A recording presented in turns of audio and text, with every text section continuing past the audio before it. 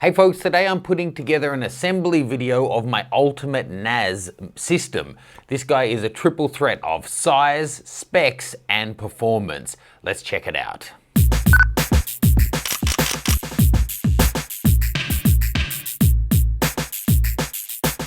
Okay, so you would have seen on the channel I work with QNAP and I have a bunch of their systems in my studio. I'm actually working on setting up a second satellite studio space and I need more performance and I need more storage space.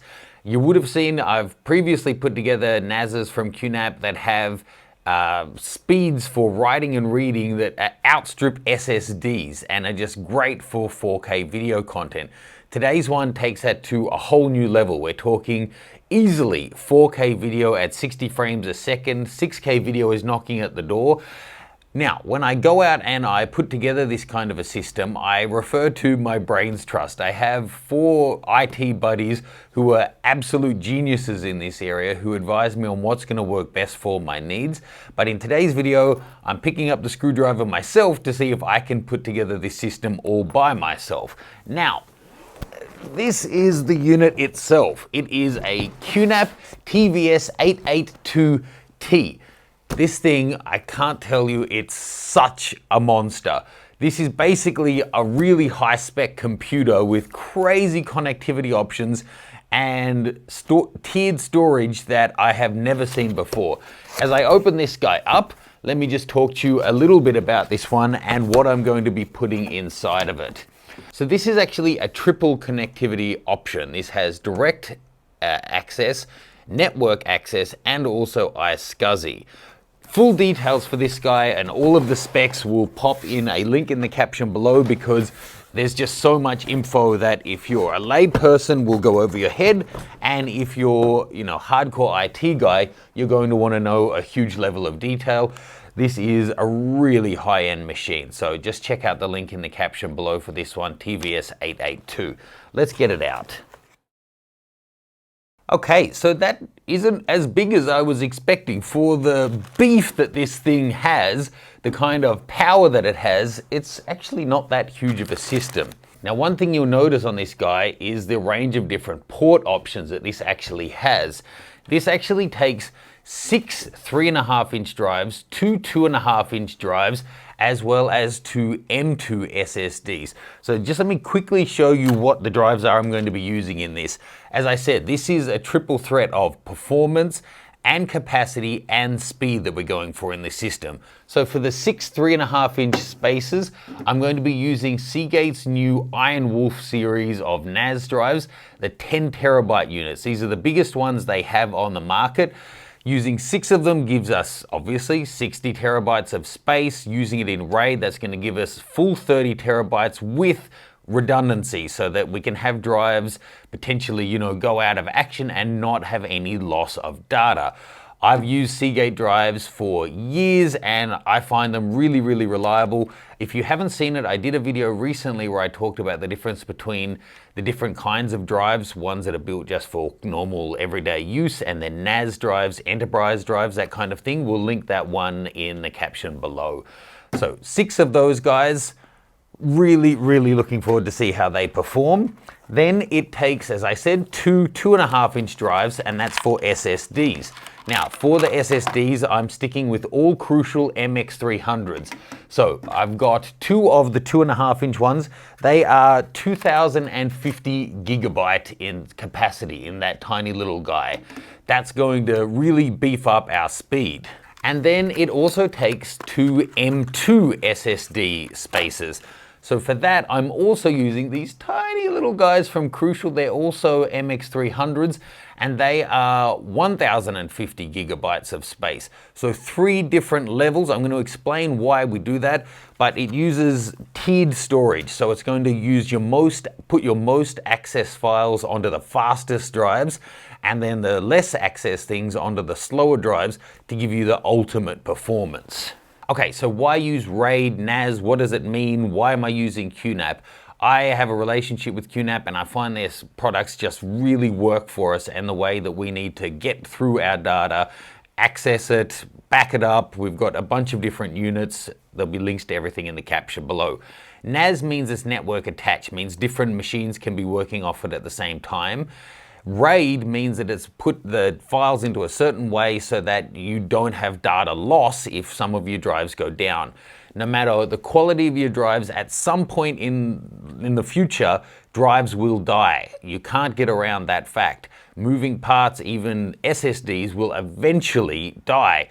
These ones that I'm using are the highest quality, so you know they're going to last the longest, but still you need to have that kind of security that if things do go down, your data is still backed up. I'm not spending my career shooting video and shooting stills to then risk that it could all be lost if a drive fails. No way. Now, the thing about speed, because I'm using high res images and 4K video, I've tested these guys out before and they just get blazing fast speed, especially with the new connectivity options I'll talk about in a second. And there's two special tech in this guy that really impress me. The first one is VJBOD. Now, JBOD is a common term that means just a bunch of disks. Kind of a cool acronym, right? And it's actually used throughout the industry. VJBOD is a technology from QNAP that, to put it into the simple terms that it was explained to me, will allow you to borrow space from other QNAP NAS systems to kind of create a new pool of storage that this one can use. So for example, I have a bunch of different QNAPs now. This is the fastest one. If on one of my bigger capacity ones, like I've got a 12 bay machine, I have extra space on there and this one's getting low, it can actually just borrow space from that one to create virtual space on this one, and then they can all access it anyway.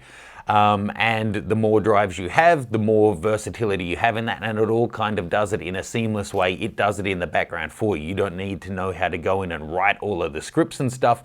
It will do that for you, and you still have all the benefits of NAS and RAID. Fantastic. And then the other one, as I said, is the tiered storage, for it to be able to put the most used stuff onto your SSDs and the M2 Ssds, and the less used things onto your hard drives. And you know, they're still duplicated. You've still got 2 of each of the types of SSD, 6 of the hard drives. It just makes sense. Now, being that this is the triple connectivity, as I said, and that we're looking for ultimate speed, how you can actually connect the system to your computer is really important. So let's take a look around at the ports on this guy. It has 5 USB 3 ports, dual Thunderbolt 2 ports, which give you up to 20 gigabit per second, double the speed of Thunderbolt 1. That's how it's able to support 4K video at up to 60 frames a second. And of course, Thunderbolt technology lets you daisy chain things, so you can put this, then another one, and on without losing speed. You get that speed in both directions. It's just amazing connectivity. It's most commonly associated with Mac, but you can totally use it on your PCs and other things if you have the Thunderbolt connector. This has dual 10 G-Base 10 ports for Ethernet, as well as 4 16 GBE ports. So you've got so many different connectivity options, and it also has 3 HDMI output ports, including a 2.0 port, so you can get the high quality content off there for viewing as well. It's got all the fans and heat sinks and all of that stuff that you would expect in here. And as I said, this is a full high-end computer essentially. This one has a 6th generation i5 quad-core processor, 16 gig of DDR4 2133 megahertz RAM, plus all of the drive spaces that I talked to you about. So this is beast mode, you know, next level beast mode. That's pretty much what we're using and why we're using it, and I've explained in the past at detail how we use this stuff. This one will be the new flagship one in the studio for the most, you know, data intensive applications. Now it's time to put all of the drives in and actually get this guy running. Okay, so that intro ran really long, so let's just speed up the actual build here. Now, first things first, putting it all together is really straightforward. I could do it without any help. All you need is a screwdriver. The 3.5-inch drives, the bays just pop open, drives sit in, slides in, no tools required. The 2.5-inch SSDs, also no tools, but it has some little clips that hold them in place. Now, putting in the M2 SSDs is a little bit more complicated. You take the housing cover off, take the fan assembly off, And then the M2s actually come with a small heat sink, and you just pop that on the top. It's adhesive, it's really clear where it goes. Then they just get popped in, you put the fan assembly back in, it just clicks into place, put the cover on, power, plug the cables in, and you're good to go.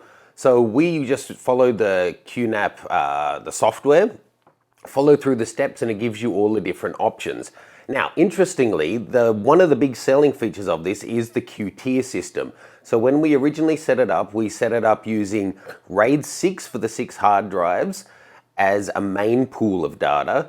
Then we had another pool of data being the two 2.5-inch SSDs. We put them in RAID 1, and then we made the M2 SSDs a caching system and made them RAID 1 as well. Now, for everyday use, using it for different applications, including video editing, that's going to be your ideal setup, because over time the Q-tier revises itself every day, putting the most used and smaller regular use files onto the cache, and then divides the pool up into how you actually use your data.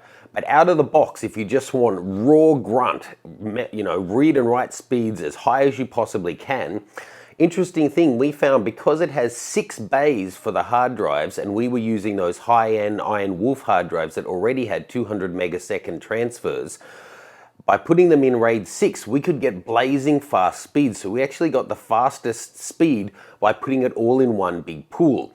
Now, that's not to say that the SSDs aren't fast, it's just that only having 2 of them, you didn't get the RAID advantage you get with the 6 hard drives. So as I say, for just running a speed test, by doing it in that way, putting it all in one pool, we were able to get like high 900 megaseconds for read and high 800 megaseconds for write, which is pretty epic. But even in any configuration, we were getting plenty of speed to do full 4K video editing. Same as our 871T. We can plug straight into them, do 4K editing without any frame dropping. It's pretty fantastic, and they run blisteringly fast. So, as I said, the JBOD, the virtual JBOD, is something I'm really keen to see how it works. If Justin and I are both working on big different projects on the QNAPs, for them to be able to borrow space from each other, that could be really interesting. So I hope you found that useful, the whole setup there using the crucial SSDs, the Seagate hard drives, and the QNAP system itself. If you have any questions, please let me know. If you're looking at getting a system for yourself, start a conversation in the comments and let people know what you're thinking of.